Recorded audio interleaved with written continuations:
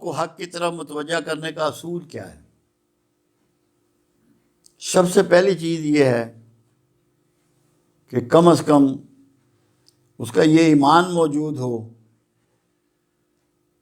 کہ اللہ موجود ہے اور مجھے دیکھ رہا ہے، میری آواز کو سن رہا ہے، مجھے پکڑ بھی سکتا ہے اور مجھے چھوڑ بھی سکتا ہے۔ جب آپ اس کو یہ یقین دلا دیں گے تو پھر حق کی طرف متوجہ کرنے کا سلسلہ جاری ہو جائے گا۔ جب تک کسی کو یہ یقین نہ ہو کہ مجھے کوئی دینے والا بھی ہے، چھیننے والا بھی ہے، وہ حق کی طرف کبھی مائل نہیں ہو سکتا۔ کیونکہ انسان کی جس طرح جن خوبیوں اور کمالات اور جو انگریڈینٹس ہیں اس کے ساتھ اس کی پرورش ہوئی ہے، اس میں سب سے بنیادی چیز یہ ہے کہ وہ اپنے فائدے اور نقصان کے حوالے سے سب کچھ دیکھتا ہے۔ جب بت پرستی شروع ہوئی تھی تو وہ بھی فائدے اور نقصان کے حوالے سے ہی شروع ہوئی تھی کہ لوگ ہاتھی کو خدا مان لیا کہ اس سے ڈر لگتا تھا، آگ کی پوجا شروع کر دی کہ اس سے ڈر لگتا تھا، برگد کے درخت کی پوجا شروع کر دی کہ اس کے سائے میں بیٹھتے تھے، جلانے کی لکڑی ملتی تھی۔ تو لوگوں کے فائدے اور نقصان کو رب سے جوڑنا ہے، لوگوں کے اطمینان کو اور آرام کو رب سے جوڑنا ہے۔ یہ دعوت والے کا کام ہے، یہ کسی استاد کا کام ہے کہ بندے کو یہ احساس دلانا ہے کہ اللہ کے بغیر تیری حیثیت کوئی نہیں ہے، تو کسی کام کا نہیں ہے، تیری سٹینڈنگ نہیں ہے، تیری پوزیشن نہیں ہے۔ اور یہ دو ہی چیزوں سے ممکن ہے کہ اس کے فائدے اور نقصان اسے یقین ہو کہ میرے اللہ سے جڑے ہوئے ہیں، اور اسے پتہ ہو کہ موت دینے والا اللہ ہے اور دوبارہ زندہ کرے گا۔ جب تک کہ دوبارہ اٹھنے کا یقین نہ ہو آپ حق کی طرف موڑ نہیں سکتے، کیونکہ جواب دہی کا تصور تو تبھی ہوگا نا جب دوسری زندگی کو آپ مان لیں گے کہ مجھے اٹھایا جائے گا۔ تو یہ یقین دلوانا ہے لوگوں کو کہ تمہیں دوبارہ اٹھایا جائے گا، تم سے پوچھا جائے گا جو وقت یہاں گزار رہے ہو اس کے بارے میں۔ جب تک یہ نہ ہو کسی میں چینج نہیں آ سکتی۔ جواب دہی کا تصور آدمی کو اپنی مانیٹرنگ پر، اپنے احتساب پر گامزن کرتا ہے، موڑتا ہے ادھر۔ تو یہ ضروری ہے کہ ہر بندہ اس کو آپ یہ یقین دلائیں کہ تو یہ جواب دینا ہے۔ اسی لیے دین میں 3 بنیادی چیزیں رکھی گئیں: توحید، رسالت، آخرت۔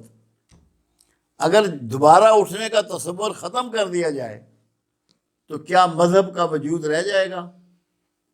کیا دین بچ جائے گا؟ تو یہ زندہ ہی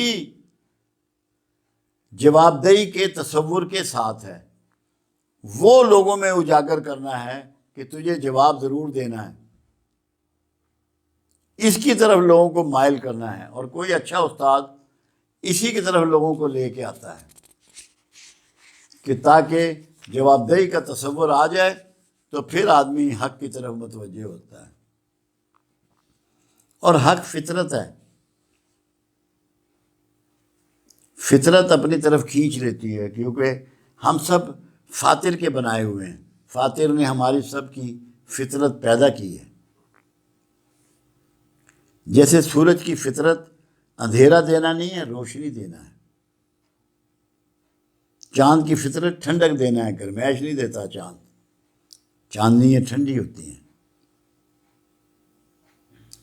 تو فطرت کے مطابق اگر لوگوں کو ڈھالنا ہے، ان کو گائیڈ کرنا ہے، ان کو سمجھانا ہے، تو پھر ذرا حق کی طرف لوگ جو ہیں ان کو متوجہ کیا جا سکتا ہے۔ ہم تو یہ ہے کہ اللہ کا احسان ہے، جس طرح لوگوں کو بے شمار لیکچر دیے گئے اور کتابی شکل آ گئی ہے، اور اب بھی یہ سلسلہ جاری ہے، لوگوں میں بڑی اچھی تبدیلی آتی ہے۔ کیوں؟ کوئی چاہتا ہے میں ناکام ہوں، کوئی چاہتا ہے میرے اولاد نہ ہو، کوئی چاہتا ہے میں بیمار ہوں۔ بے اولاد بھی رہتے ہیں، بیمار بھی ہوتے ہیں، ٹھیک ہو کے دکھائیں نا۔ اگر اپنی مرضی سے ٹھیک ہو سکتے ہیں، اپنی مرضی سے بچے پیدا کر سکتے ہیں، تو پھر تو اللہ کی طرف جانے کی ضرورت ہی نہیں ہے۔ وہ بتاتا ہے جو چاہتا ہوں میں کرتا ہوں، کہتا ہے جس کو چاہوں امیر کروں، جس کو چاہوں غریب کروں، جسے چاہوں کشائش والا رزق دوں، جسے چاہوں ناپ تول کے دوں۔ تو یہ چیزیں اسی لیے کرتا ہے تاکہ آپ کا یقین اللہ پر محکم ہو جائے۔ اور یقین محکم ہوئے بغیر، جیسے ہمارے پاس لوگ آتے ہیں، ہمیں شرم سی آتی ہے، وہ جی متے اللہ سن لو، وہ بھائی متے کہہ رہے ہو، اور قرآن میں اللہ وعدے کرتا ہے میں سنتا ہوں، میں قبول کرتا ہوں، میں تمہاری شہرک سے قریب ہوں۔ تو اللہ کو سچا سمجھنا ادبت ضروری ہے۔ جب آپ اللہ کو مکمل سچا سمجھ لیں گے، پھر موت کو بھی بلیو کر لیں گے، حق کو بھی بلیو کر لیں گے، حق کی بات بھی آپ کی سمجھ میں آ جائے گی۔ اور حق کے لیے تو اللہ کے رسول صلی اللہ علیہ وسلم کا فرمان مبارک ہے کہ جب بت آپ گرا رہے تھے کعبۃ اللہ میں، تو آپ فرما رہے تھے حق آ گیا اور باطل مٹ گیا، اور باطل ہے ہی مٹنے کے لیے۔ تو حق، اس وقت آپ رسول اللہ ہی حق تھے۔ تو رسول اللہ کا ہر بات پر آپ کی ایمان لانا، ہر فعل کی نقل کرنا آپ کو حق پہ گامزن کر دے گا اور قائم کر دے گا۔